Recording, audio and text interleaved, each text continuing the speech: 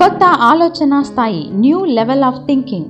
మనం సృష్టించుకున్న సమస్యల్ని అవి సృష్టించుకున్నప్పుడున్న స్థాయిలోనే ఇప్పుడు పరిష్కరించలేము అంటాడు ఆల్బర్ట్ ఐన్స్టీన్.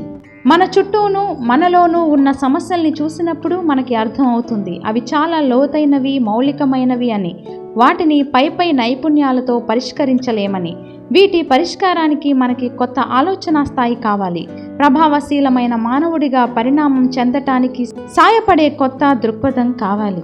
ఈ కొత్త ఆలోచన స్థాయిని గురించి వివరించేదే అత్యంత ప్రభావశీలుల 7 అలవాట్లు.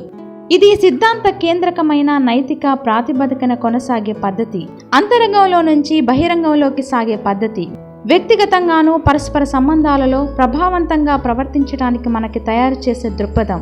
అంతరంగంలో నుంచి బహిరంగంలోకి రావాలంటే ముందు మన అంతరాత్మ నుంచి మొదలు పెట్టడం అన్నమాట. మన దృక్పథం, మన శీలం, మన ఆశయాలు, వీటిని ముందు పరిశీలించుకొనడం.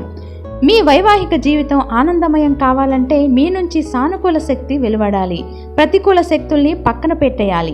వాటికి వశం అవ్వకూడదు. యుక్త వయస్సులో అడుగుపెట్టిన మీ సంతానం మీతో సంతోషంగా ఉండి మీతో సహకరించాలంటే ముందు మీరు వారిని అర్థం చేసుకుని వారి ఎడల ప్రేమ, సహానుభూతి చూపించే తండ్రి, తల్లిగా ఉండాలి. మీ ఉద్యోగంలో మీకు స్వేచ్ఛ కావాలంటే, మీ ఉద్దేశాలను ధైర్యంగా ప్రదర్శించే శక్తి ఉండాలంటే మీరు బాధ్యతాయుతంగా మీ వంతు కృషి చేసేవారుగా, సహాయకారిగా ఉండాలి. మిమ్మల్ని ఇతరులు నమ్మాలంటే ఆ నమ్మకం కలిగించే విధంగా మీరు ఉండాలి. మీ ప్రతిభను గుర్తించి గౌరవించాలనే ద్వితీయ శ్రేణి గొప్పతనం కావాలంటే ముందు మీరు శీల సంపదని వృద్ధి చేసుకునే ప్రథమ శ్రేణి ఔన్నత్యాన్ని సాధించాలి.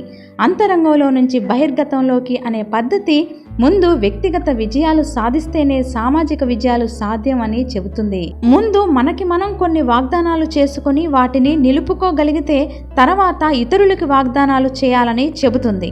శీలం కన్నా వ్యక్తిత్వాన్ని లేదా మూర్తిమత్వానికి ప్రాధాన్యమివ్వడం వృధా ప్రయాస. మనతో మనకి గల అనుబంధాన్ని దృఢపరచుకోకుండా ఇతరులతో అనుబంధం పెంచుకోవడం దండగా అని చెబుతుంది. మానవుని పెరుగుదల, అభివృద్ధిని పాలించే ప్రకృతి సహజమైన ధర్మాలను పునరుద్ధరించే నిరంతర క్రమమే అంతరంగం నుంచి బహిర్గతంలోకి అనే ఆలోచన పద్ధతి. బాధ్యతతో కూడిన స్వేచ్ఛకు, ప్రభావవంతమైన పరస్పరాధీనతకి దారి చూపే ఒక ఊర్ధ్వముఖ చక్ర భ్రమణం.